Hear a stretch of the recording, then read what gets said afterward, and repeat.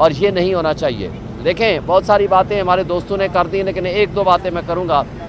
جو کل فیصلہ آیا ہے چیف جسٹس صاحب کے 4 معزز جج صاحبان کا اور عطر من اللہ صاحب کا، عطر من اللہ صاحب کا جو مائنارٹی ویو ہے ہم اس کو ایکسیپٹ کرتے ہیں اور اپریشیٹ کرتے ہیں۔ جب کسی کیس میں آپ نے ایک دفعہ فیصلہ کر لیا کہ یہ کیس لائیو سٹریمنگ کا کیس ہوگا، تو پھر کون سا قانون، کون سی آئین کی شک آپ کو اجازت دیتا ہے کہ آپ عمران خان کے آنے پہ اس کی لائیو سٹریمنگ بند کر دیں؟ کیوں کہ اس لیے ایک اسٹیبلشمنٹ نہیں چاہتی، موجودہ حکومت نہیں چاہتی کہ عمران خان کی تصویر اور تقریر جو ہے یا اس کی گفتگو باہر پبلک سن سکے۔ اور یہ کہا گیا کہ یہ مفاد عامہ کا کیس نہیں ہے۔ میں آپ سے گزارش کرتا ہوں کہ جب کرپشن کا کوئی ایک سنگل کیس بھی ہوتا ہے، جیسے نیب لاز ہیں، اس میں پوری قوم کا انٹرسٹ اور مفاد عامہ انوالو ہوتا ہے، کیونکہ یہ وہ پیسہ ہے جو میرا، آپ کا، ہم سب کا پیسہ ہے۔ انہوں نے 1100 ارب روپے کے اپنے مقدمے ختم کرانے کے لیے نیب لا بدل دیا۔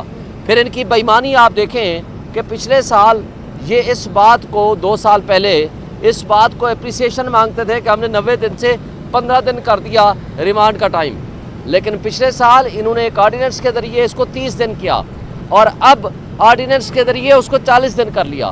اور آرڈیننس کتنے عرصے کے لیے ہوتا ہے آپ کو پتہ ہے؟ 4 مہینے کے لیے۔ مقصد کیا ہے؟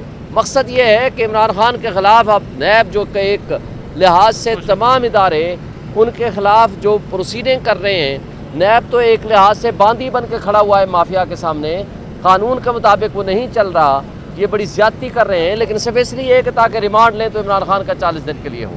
صرف اس مقصد کے لیے، لا کو فرسٹریٹ کرنے کے لیے، آئین کو فرسٹریٹ کرنے کے لیے ایک پرسن اسپیسیفک لا بنایا گیا ہے کہ جو کہ illegal, in lawful and in constitutional ہے، اور ہم سوچ رہے ہیں کہ ہم اس کو انشاءاللہ چیلنج کریں گے۔ اور اس کے ساتھ ساتھ اب ہمیں 8 جون کو اسلام آباد میں جلسے کی اجازت مل گئی ہے۔ ہم چاہتے تھے کہ وہ F9 پارک میں ہو، لیکن انہیں ہمیں روات میں اجازت دی ہے۔